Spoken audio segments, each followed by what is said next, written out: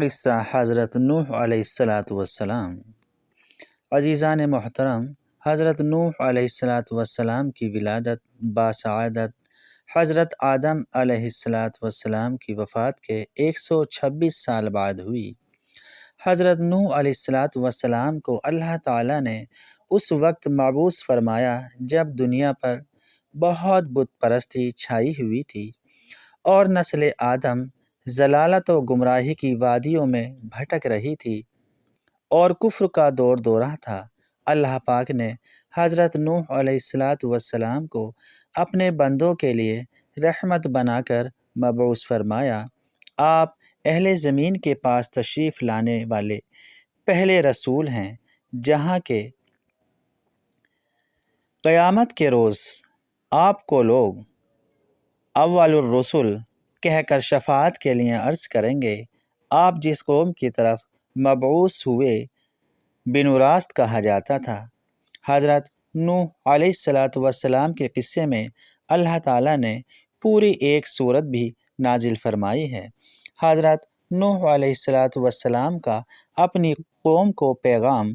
حضرت نوح علیہ السلام اپنی قوم کے لوگوں کو پیغام دیتے کہ اے میری قوم، عبادت کرو اللہ کی، نہیں ہے تمہارا کوئی معبود اللہ کے سوا، اور میں سارے جہانوں کے پروردگار کی طرف سے رسول ہوں، تاکہ تم پرہیزگار بن جاؤ اور تاکہ تم پر رحم کیا جائے۔ اس پر قوم نے کہا کہ یہ چاہتا ہے کہ اپنی بزرگی جتلائے تم پر، اور اگر اللہ تعالیٰ رسول بھیجنا چاہتا تو وہ اتارتا فرشتوں کو۔ ہم نے نہیں سنی نوح علیہ السلام کی یہ بات۔ جو نوح کہتا ہے اپنے پہلے آباء و اجداد میں نہیں ہے۔ نوح کو جنون کا مرض ہو گیا ہے۔ اس پر نوح علیہ السلام نے کہا سو انتظار کرو اس کے انجام کا۔ کچھ عرصے بعد آپ نے اللہ پاک سے دعا کی، اے اللہ، اب تو ہی میری مدد فرما، کیونکہ انہوں نے مجھے جھٹلا دیا ہے۔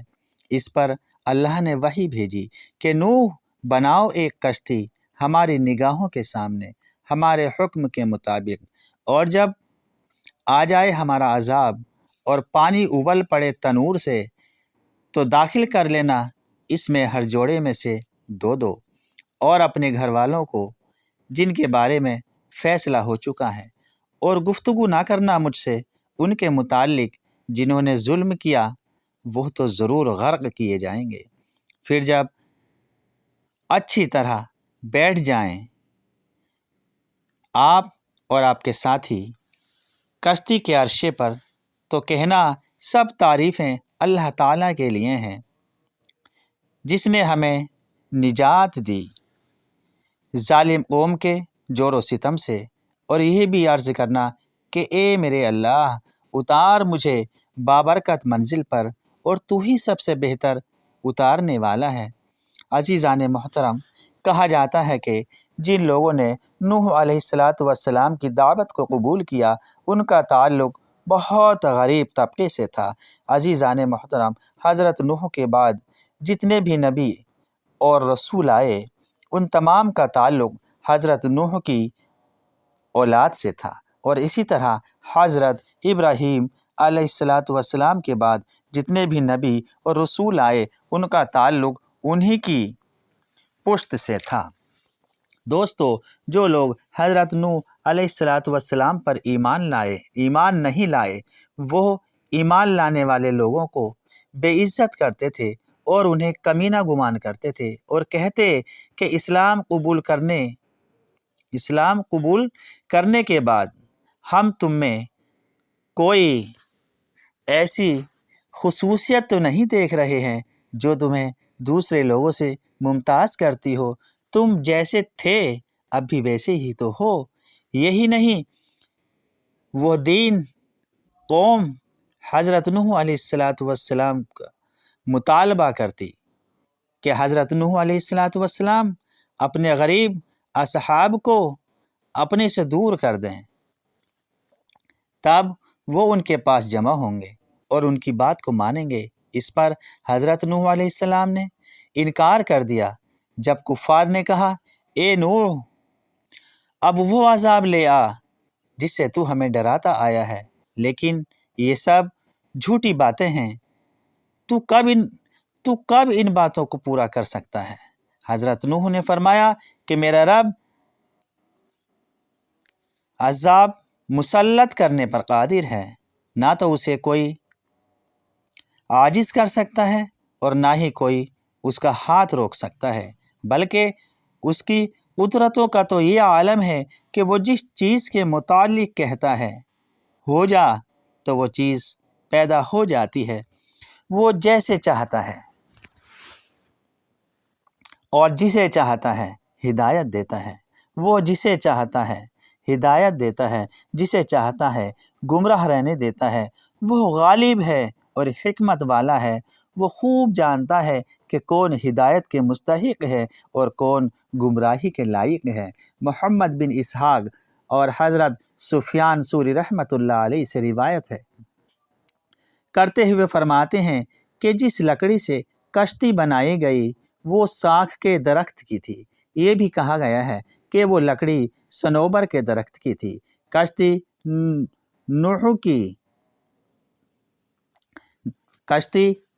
نوح کی لمبائی 300 گز تھی اور چوڑائی 50 گز تھی۔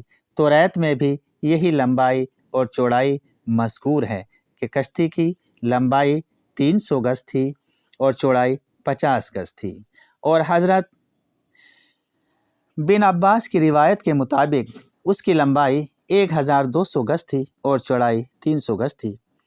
حضرت ابن عباس سے روایت ہے کہ پرندوں میں سب سے پہلے کشتی میں داخل ہونے والا پرندہ طوطا تھا، اور حیوانات میں سب کے آخر میں سوار ہونے والا گدھا تھا۔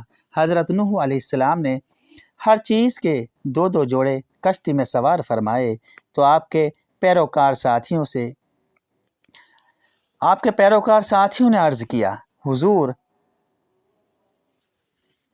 حضور ہم کیسے اطمینان سے بیٹھ پائیں گے؟ یا فرمایا چوپائے کیسے آرام سے بیٹھیں گے جبکہ ہمارے ساتھ شیر بھی ہیں؟ تو اللہ تعالیٰ نے شیر کو بخار میں مبتلا کر دیا، اور دنیا میں سب سے پہلے بخار شیر پر اترا تھا۔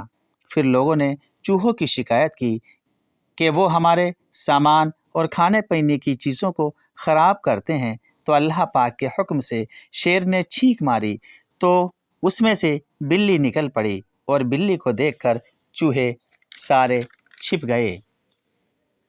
حضرت ابن عباس فرماتے ہیں کہ کشتی میں مردوں اور عورتوں کو ملا کر یہ تعداد 80 نفوس تھی۔ حضرت نوح علیہ السلام کے بیٹے نمبر 1 حام، نمبر 2 سام، نمبر 3 یافس اور نمبر 4 یام۔ اہل کتاب نے یام کو کنان کے نام سے موسوم کیا ہے، یعنی یام کو کنان کہہ کر بھی پکارا جاتا تھا، اور آپ کی بیوی عابر طوفان سے قبل فوت ہو چکی تھی۔ ایک قول یہ بھی ہے کہ وہ کافرہ تھی اور وہ بھی طوفان میں ڈوب کر غرق ہو گئی۔ حضرت نوح علیہ السلام کے بیٹے یام، جسے کنان بھی کہا جاتا ہے، جس نے اپنے والد محترم کی مخالفت کی تھی، لہٰذا وہ کافر تھا، اس لیے وہ بھی دوسرے کافروں کی طرح ہلاکت سے دوچار ہوا۔ حکم خدا بندی سے یہ کشتی کوہ جودی پہاڑی پر ٹھہری، اور حکم فرمایا گیا کہ اے زمین اپنا پانی نگل لے اور آسمان تھم جا۔ بس ہوا تھم گئی اور پانی خشک ہو گیا۔ بہرحال مقصد یہ ہے کہ طوفان کے بعد روئے زمین پر کوئی کافر زندہ نہ رہا، سب فنا اور تباہ و برباد ہو گئے۔